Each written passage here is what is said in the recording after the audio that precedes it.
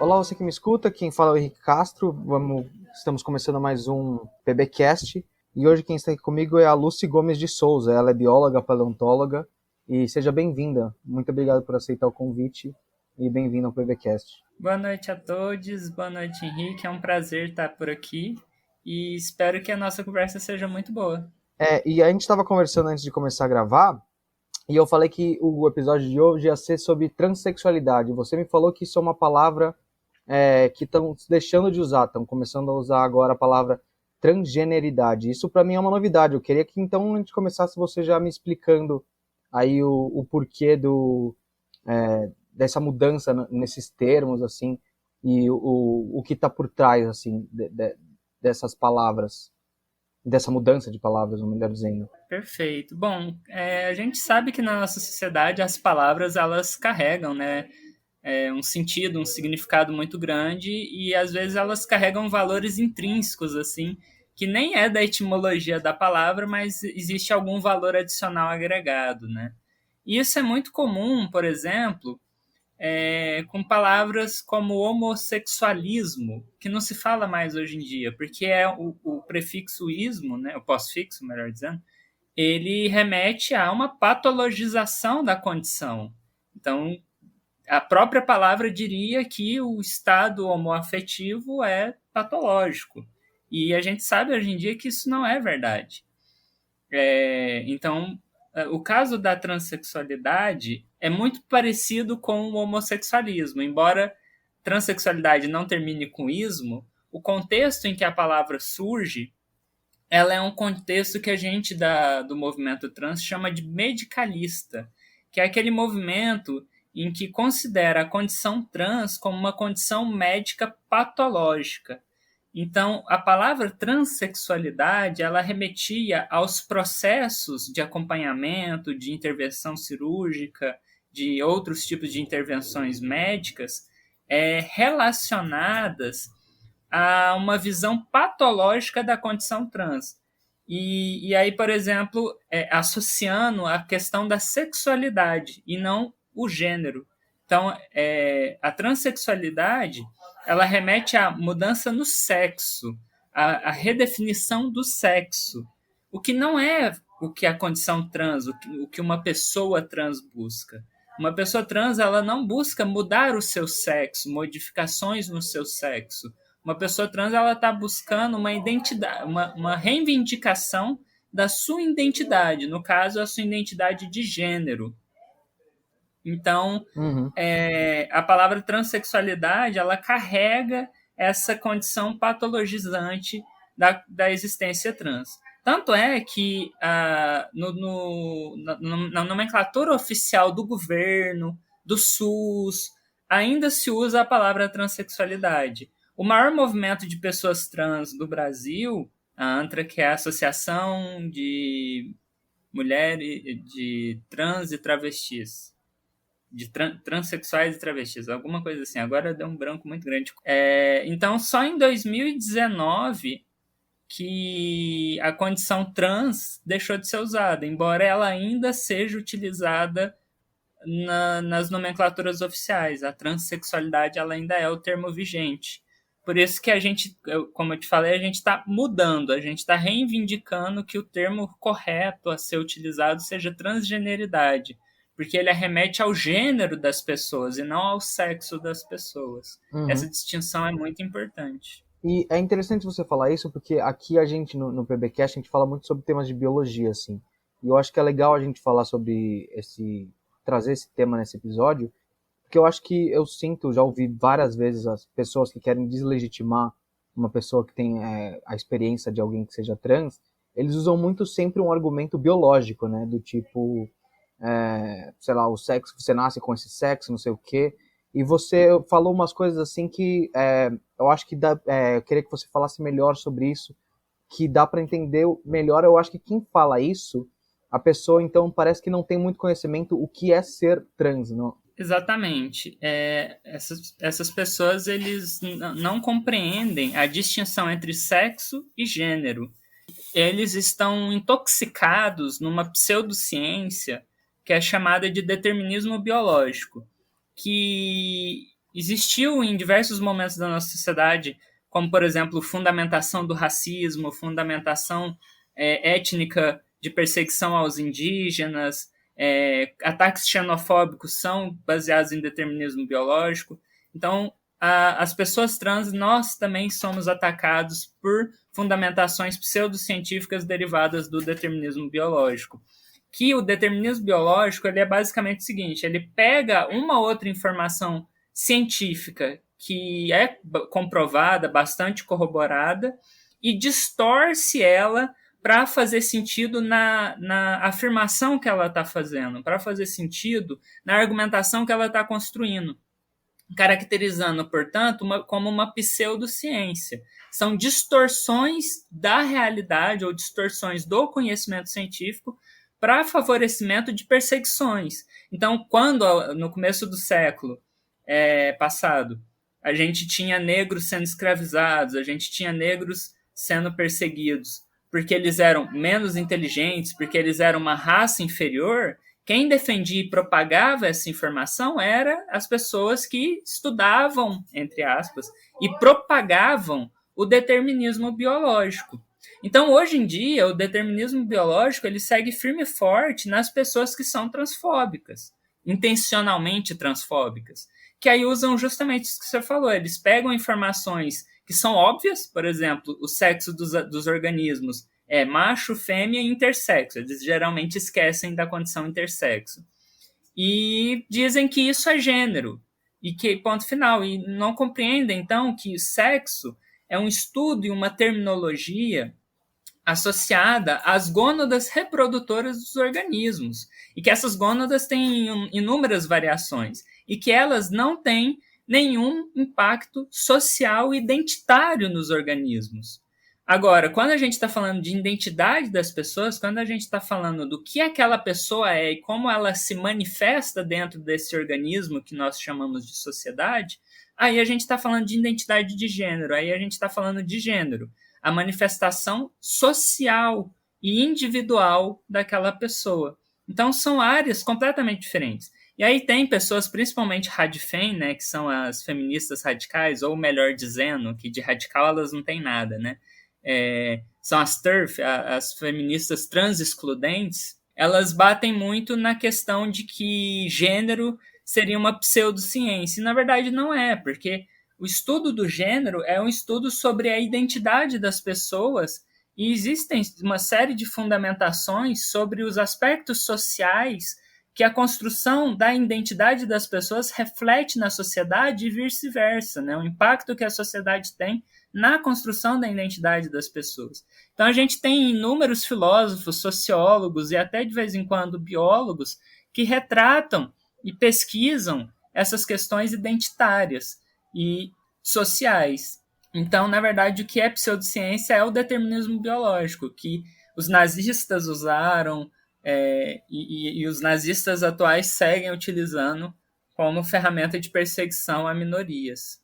E pelo que você está falando também, a sensação que fica é que esse é um assunto muito mais que tem muito mais a ver com ciências humanas mesmo, né?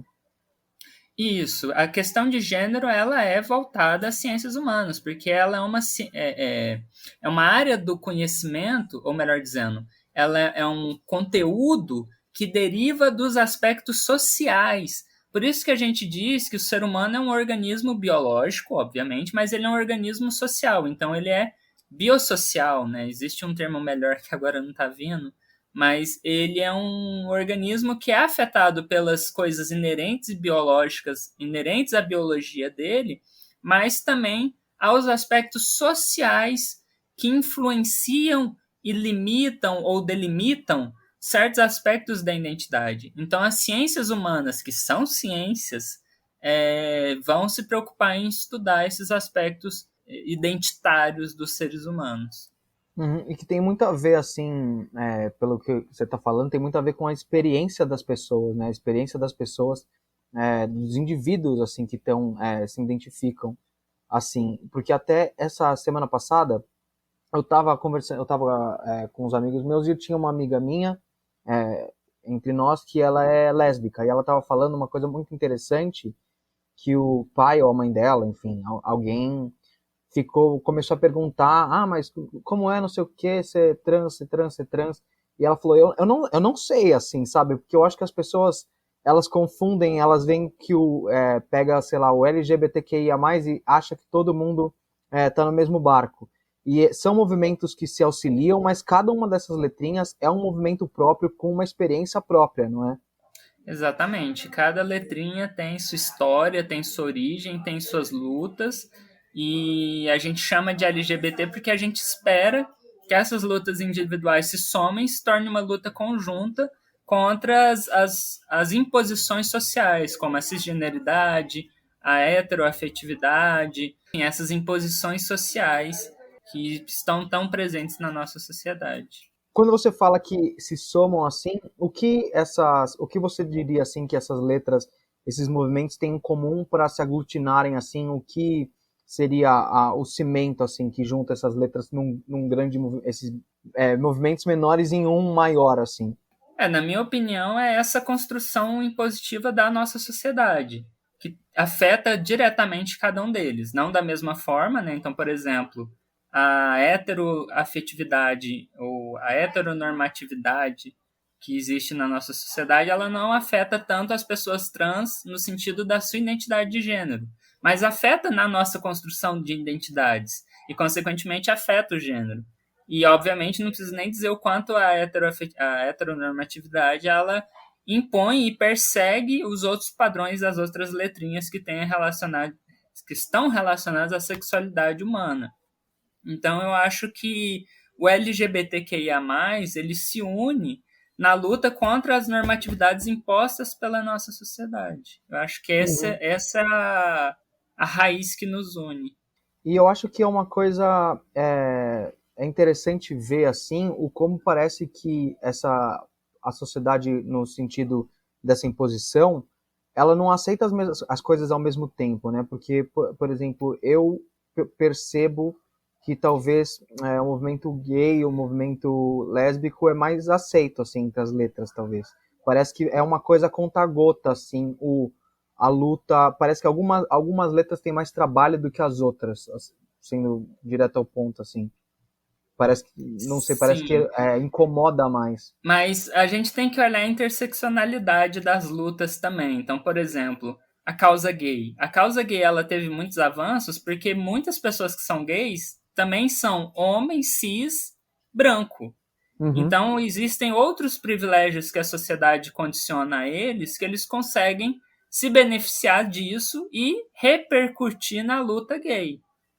Então, agora, uma pessoa trans, eu tenho o privilégio de ser branca, mas o fato de ser trans me priva dos meus outros privilégios e impede a minha progressão na luta pelo meu espaço, né? Então, essa diferença ela é condicionada pelas questões sociais também. Não só uma questão de aceitação, mas também a forma com que certas letras podem ser mais beneficiadas ou não dentro desse contexto das normatividades impostas que a nossa sociedade tem. Isso é muito legal você ter falado isso, porque isso mostra, assim, mesmo o que a gente estava falando um pouco atrás, né? O como humana, assim, essa ciência, porque tem muita coisa que, por exemplo, que você está falando de privilégio branco, não tem a ver diretamente com isso. Só que é uma coisa que está dentro da sociedade tudo e acaba repercutindo, né? Influencia. É tudo junto e misturado. Então, exatamente. Como você vê, assim, nos últimos tempos, porque parece que esse assunto estava sendo cada vez mais falado, assim, na mídia, e que antes eu acho que era uma coisa que ficava meio por baixo do pano. Eu acho que as pessoas estão começando a conversar mais sobre isso. E eu acho que, para tudo, na verdade, é muito importante que a gente converse mais sobre isso, porque eu acho que muita gente que é transfóbico, por exemplo, tudo bem, tem gente que é transfóbico porque a pessoa é assim, enfim, mas eu acho que muita gente falta conhecimento mesmo. Às vezes a pessoa é por ignorância, de verdade. Você acha que o que tem que avançar mais? Você acha que a mídia às vezes fala sobre isso de algumas formas erradas ainda, equívocos que você vê ainda, que você acha que a gente tinha que superar para superar essa ignorância das pessoas que continuam, às vezes, sendo transfóbicas por ignorância mesmo, por não terem acesso à real informação do que é isso? Realmente a ignorância ela ainda é muito grande, porque ai, nossa, para falar disso tem que começar lá embaixo. Vamos lá. Educação sexual, educação de gênero. A gente tinha que ter isso na escola desde o fundamental lá, desde os ensinos básicos, para a gente construir uma sociedade que entenda o que é sexo, entenda o que é gênero, entenda o que é sexualidade, e, óbvio, entenda o que é ter uma relação sexual segura. E é um tabu na nossa sociedade. A gente não pode falar disso, a gente não pode Uhum. trazer essas informações em ambientes educacionais. Então sobra só a internet. Não é todo mundo que tem acesso à internet. Então isso cria essa onda de ignorância no assunto. E cria uma mística de que, nossa, entender gênero é complicado, entender sexo é complicado. Não, não é. É só porque nós não estamos acostumados a lidar com isso. Então gera uma estranheza, gera um impacto nesse primeiro momento, entender algo que é completamente diferente daquilo que você conhece até o momento. Porque além da gente não abordar sobre identidade de gênero nos ensinos básicos e posteriores, eles ensinam e reforçam as normatividades cis, né? A cisnormatividade. Então, isso torna ainda mais difícil quebrar essa ignorância que você comentou. Quanto às mídias, existem alguns avanços, como, por exemplo, atrizes, atores que são trans atuando, né, como personagens em novelas, em filmes. Isso ajuda a diminuir e reduzir certos estereótipos que as mídias repercutiam, então é legal. Mas, ao mesmo tempo, a gente tem uma mídia gigantesca como a BBC, que publica uma notícia, uma reportagem gigantesca com pessoas do movimento trans, desculpa, do movimento lésbico, que são feministas radicais, ou o jeito correto de chamar elas, né, feministas trans excludentes, e tratam como se fosse uma verdade, ou a BBC dá um palco para pessoas que estão deliberadamente sendo transfóbicas com pessoas trans, né? Óbvio, né? Transfóbica é com pessoas trans. Então, a gente ainda tem muito que lutar para conquistar espaço na mídia para ajudar no combate a essa ignorância. E uma coisa que eu acho, que eu vejo, às vezes, por exemplo, teve, não sei se você assistiu aquela série A Casa de Papel, La Casa de Papel, tem uma personagem trans a partir da temporada X, não vou lembrar qual é, só que a atriz que faz ela é uma pessoa cis. E isso é muito doido, assim, pra mim, porque parece que você quer incluir, falar sobre o assunto, só que ao mesmo tempo tomar essa decisão é uma forma de excluir, na verdade, não? De colocar uma atriz cis fazer um papel de um personagem trans. Isso é um debate gigantesco que existe e eu concordo contigo, é muito contrassenso, né? Então, tendo pessoas trans que fazem e atuam, né, e conseguem fazer esse papel, por que não?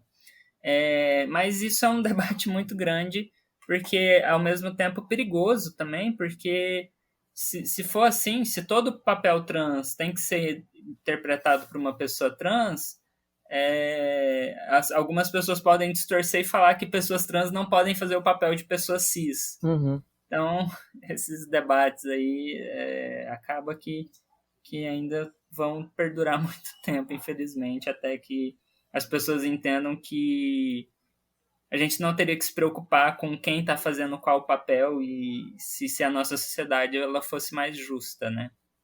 Então, assim, essa questão de dar papéis de pessoas trans para pessoas trans é uma questão também de inclusividade, de dar oportunidade. Porque provavelmente, se não fosse um personagem trans, essa pessoa não teria ganhado o papel, porque as pessoas ignoram a existência das pessoas trans. Então, é complicado. Tem várias formas de ver esse assunto. mas definitivamente é benéfico que pessoas trans atuem como personagens trans para reduzir e evitar esses estereótipos que eu comentei. Uhum. É isso que você está falando também é interessante da questão da oportunidade, né? Não sei se as pessoas que não são trans, que não estão informadas sobre isso, eu acho que elas não têm a noção do quanto isso às vezes pode afetar a vida de alguém que é trans, simplesmente porque ela perde a oportunidade por causa disso. Pessoas fecham as portas para pessoas trans exclusivamente por causa disso, assim. E eu acho que isso é um problema muito grave, assim, porque isso é o básico, é que todo mundo tenha a mesma, seja tratado igual, né? É o básico do básico. E quando você perde uma oportunidade exclusivamente por isso, parece que a gente volta, sei lá, estaca zero, como você estava falando, dando exemplo de um monte de outros preconceitos que existiram no passado e que, enfim, tiravam a oportunidade das pessoas exclusivamente por uma coisa ou outra, assim que não deveria entrar na equação. E o Brasil é um país que tem, que, não só o Brasil, eu acredito, né? Eu acredito que talvez esse seja um problema mundial ainda. Mas o Brasil é um dos países que mais mata pessoas trans também. Então, não só as pessoas não têm oportunidade, como as pessoas são, parece que caçadas mesmo por isso. E eu acho que isso, por isso que é interessante a gente estar falando aqui sobre, para as pessoas saberem sobre isso, assim, saberem o que elas podem fazer. A parte delas, por exemplo, eu que não sou uma pessoa trans, você que está ouvindo aí o podcast que não é uma pessoa trans, o que a gente poderia fazer para ajudar a diminuir essa desigualdade, essa falta de oportunidades, enfim, todos os problemas que vêm atrelados a isso. Sobre isso, sempre não existe uma fórmula mágica, né? Ó, Uhum. pessoa cis, faça isso e você será perdoado pelos seus pecados. Mas a coisa básica, entenda o que é gênero, entenda o que é sexo, entenda o que é ser trans, o que implica em ser trans dentro da sociedade. Estude, entenda a existência alheia que não pertence à sua própria existência. E assim você já vai estar ajudando muito, porque espera-se que a partir do momento que você não seja ignorante nesse assunto, você seja capaz de tirar dúvidas de outros amigos que porventura ainda não estudaram, é, a se impor contra piadas transfóbicas ou atos transfóbicos, e ó, gente, isso é transfóbico, isso está errado, não façam isso. Então isso já é uma ajuda muito grande. Agora, outra forma de ajudar é sempre dar oportunidade, né? Então, se você, sei lá, é um youtuber e está querendo contratar um editor de vídeo, procura uma pessoa trans, ou uma pessoa negra, ou uma pessoa indígena, enfim. Procure alguma minoria, sabe? Não, pare de reforçar os padrões, né? Então, eu acho que é basicamente isso, já é uma grande ajuda. Uhum, legal. E, Lúcio, nosso tempo está acabando aqui, mas antes de a gente acabar, eu gosto sempre de perguntar se você tem alguma coisa para colocar, assim, se alguma coisa que não surgiu na conversa que você queria falar, aproveitar o espaço aqui. Olha, eu gostaria muito de lembrar as pessoas, né, que a existência trans, ela é natural, ela não é algo artificial, igual o pessoal do determinismo biológico tenta impor, né? Então, ser trans é natural. Nós, pessoas trans, somos partes da diversidade humana, então ser contra pessoas trans é não respeitar a diversidade natural do ser humano e não é questão de nos aceitar. Ninguém tem que aceitar ninguém nesse sentido, porque a existência é pura e pronto. Agora você tem que respeitar. Isso é fundamental. Eu não quero que ninguém me aceite, eu quero que seja respeitada pelo que eu sou como ser humano. Ser trans não te torna menos humano, inclusive eu penso o contrário, né? Ser transfóbico te torna menos humano, porque você está limitando a diversidade humana natural por meio de imposições sociais ridículas do século passado, assim. Então, é isso, eu acho. É uma falta de empatia também, né? A incapacidade, você até estava falando, incapacidade, assim, de você fazer o menor exercício, assim, de tentar se colocar no lugar do outro. Sim, exercício de empatia. E aí uma dica para treinar a sua empatia é seguir pessoas trans, mas seguir de verdade, sabe? Veja o que ela tá postando, veja o dia a dia dela, veja as dificuldades que ela enfrenta. E isso funciona para outras minorias. Essa é a única forma da gente desenvolver empatia. Porque empatia é tipo um músculo, não é assim, eu vou ser empática com todo Uhum. mundo. Não. Você tem que se pôr no lugar das pessoas, e para se pôr no lugar você tem que saber como é esse lugar. Então, siga pessoas trans, siga pessoas indígenas, siga pessoas negras, siga pessoas neurodivergentes e entenda um pouquinho como é estar fora dos privilégios normativos dessa sociedade que a gente vive. Legal. E que bate muito na tecla, né, do que a gente também tinha falado, que sempre o melhor remédio para a ignorância e para empatia também, no caso agora, como a gente falou, se informar, né? Saber, conhecer. Esse é sempre o melhor caminho, eu acho que para tudo, talvez. Com certeza. Bom, Lúcio, de novo eu quero agradecer a sua participação. Muito obrigado por topar conversar aqui com a gente. Gostei muito de falar com você. E fique à vontade aí algum dia se quiser, se a gente quiser voltar a gravar outro episódio, fica já o convite. Muito obrigado, Henrique. Fico muito feliz. Espero que o pessoal aí que está ouvindo tenha gostado. Quem gostar aí das minhas contribuições e quiser me seguir lá no YouTube, eu tenho um canal que é o Make Science BR. E nas redes sociais eu sou Gripo Souza, GRYPO e Souza com Z normal. Obrigada, foi muito bom. Legal, obrigado. Eu que agradeço você e agradeço também a você que escutou a gente até aqui. E até semana que vem com mais um episódio do PBcast.